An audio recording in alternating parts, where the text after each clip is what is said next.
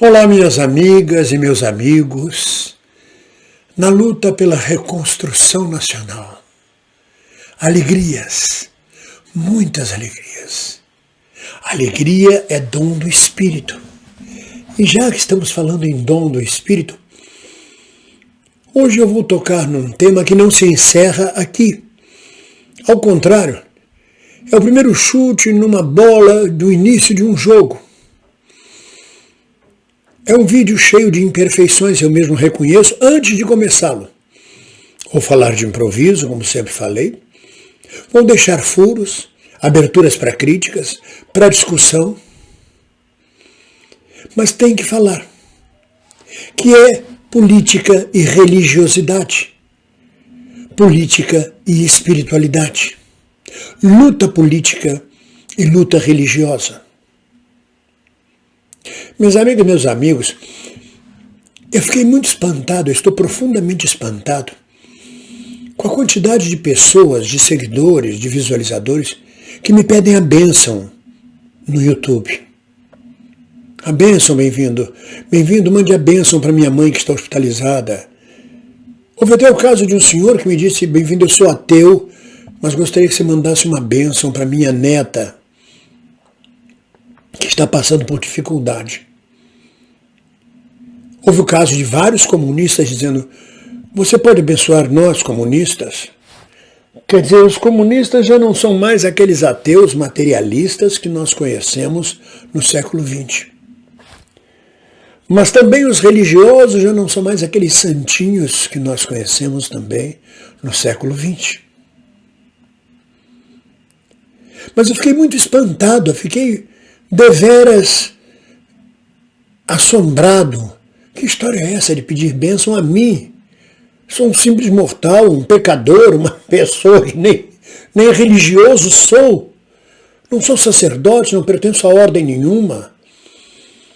Não sou ligado exatamente a nenhuma religião.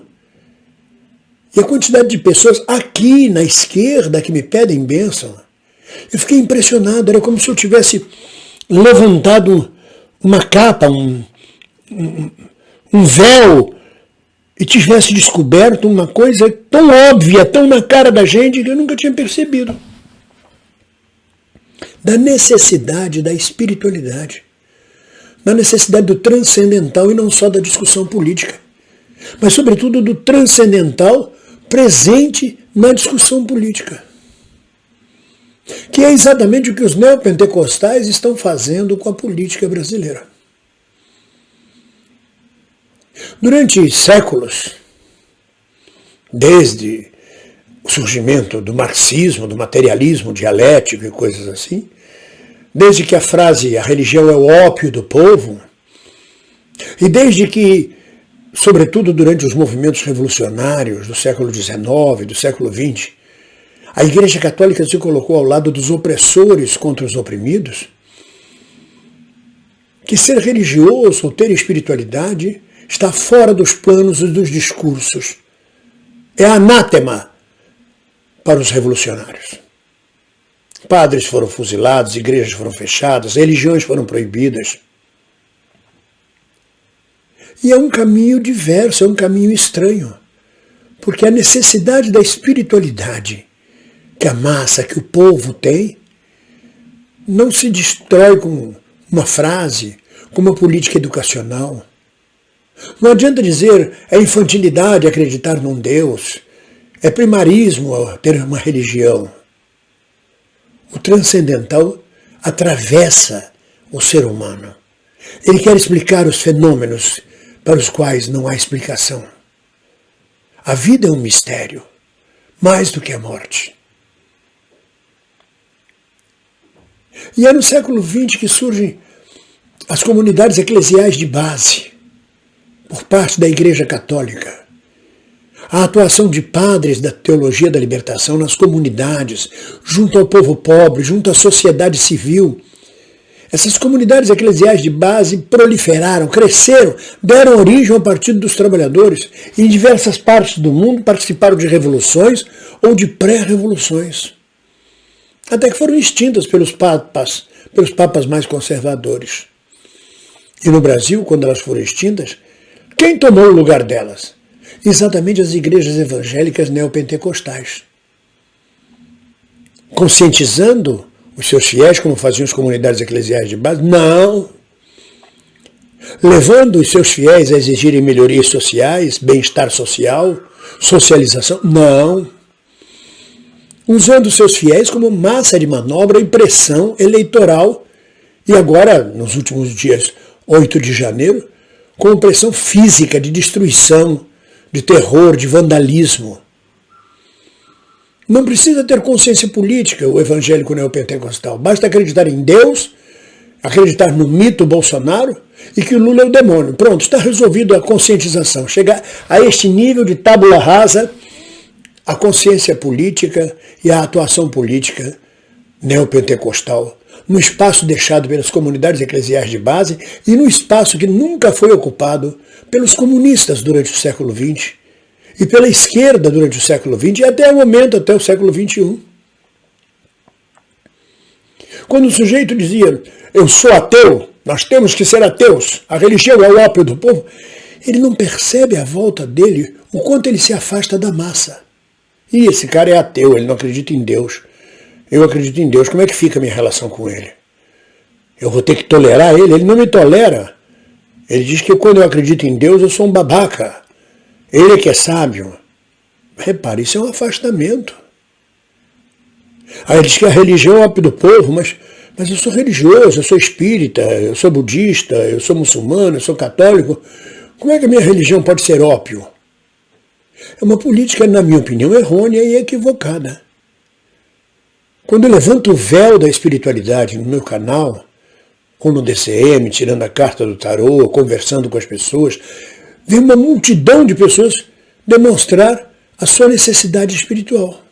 Não se trata de fazer uma política espiritualizada, mas se trata de ocupar esse espaço espiritual, religioso, que hoje pertence aos neopentecostais. Porque cada vez que quer se falar de religião ou de espiritualidade nos ambientes políticos, boa parte das pessoas torce o nariz. Não, aqui está se discutindo política. E aparta, tira de si a parte espiritual tão carente por parte do povo, da população e da massa. Eu não sei como vamos resolver essa contradição. Porque, na verdade, na minha opinião, o tal materialismo histórico é materialismo histórico, é materialismo da história. Não quero dizer que a gente tem que ser ateu. Vem de uma época em que a ciência explicava tudo, o mundo. E estamos aí com todo o desenvolvimento científico e muitos mistérios não são explicados. Um dia talvez serão, mas no momento não são. O que leva a humanidade a questões transcendentais. Não basta dizer para onde vamos depois da morte. Ah, quando morrer acaba tudo. Como acaba tudo?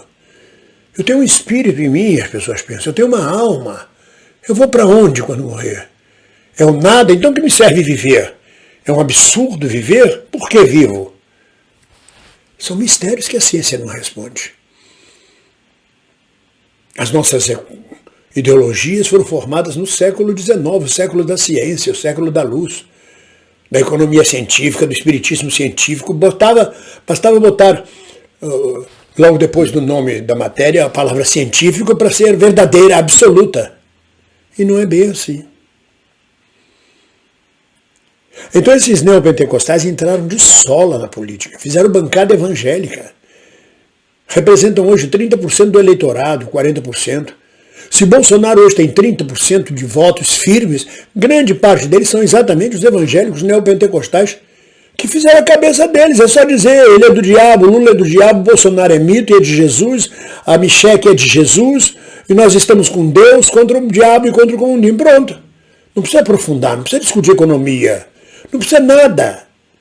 Eles estão usando a espiritualidade, a religiosidade contra o bem-estar social, a serviço do neoliberalismo, a serviço da classe dominante. Mais uma vez, as igrejas como ópio do povo, que não deveriam lhes prestar esse favor. Mas independente das igrejas, e nós, espiritualizados, e nós, comunistas, socialistas, democráticos, e nós, seres humanos, Não podemos entrar por este campo, não devemos entrar por este campo, não podemos misturar as coisas, não podemos fazer uma ofensiva a partir da compreensão popular. O povo sabe fazer essa ligação muito bem. São os intelectuais pensantes que deliram, que separam as coisas, que querem botar todas elas nas estantes separadinhas para poderem ter conforto, que não sabem misturar as coisas. Então eu fiquei muito espantado, estou muito espantado com os pedidos de bênção e com a descoberta dessa espiritualidade. E a gente não percebe, é só olhar em volta, meu Deus do céu. 365 igrejas, diz Caíme, 365 igrejas a Bahia tem. Tem muito mais. Quando a gente fala Bahia, fala cidade do Salvador. Aqui em Portugal tem igreja católica para todo lado, tem igreja evangélica sendo aberta em todas as garagens, tem centros de umbanda, tem centros de candomblé, para todo lado que você olha, só não vê quem não quer a espiritualidade, a religiosidade da massa, do povo inteiro. O ateu, somos uma minoria. Aqueles que são ateus são minorias. Aqueles que não praticam religião ou espiritualidade, que são afastados da espiritualidade, minoria. Como é que a gente pode conversar com um povo tentando destruir o seu transcendental? Essa é uma conversa que eu estou começando hoje com vocês. Espero que me ajudem a raciocinar. E que não sejam tão simplórios nas coisas. É assim e acabou. Não, a religião é do povo. Eu tenho horror de padre. Tá, cada um tem o direito de dizer uma coisa ou outra. Mas esse é um debate que eu estou abrindo. Onde estivemos nós enquanto os fundamentalistas neopentecostais avançaram da religião para a política? E onde estivemos nós, os políticos, que não soubemos penetrar na religião e unir as pontas? Unir, religar. Ninguém solta a mão de ninguém. Um abraço.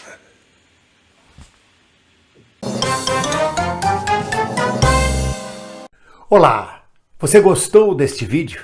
Então inscreva-se no nosso canal.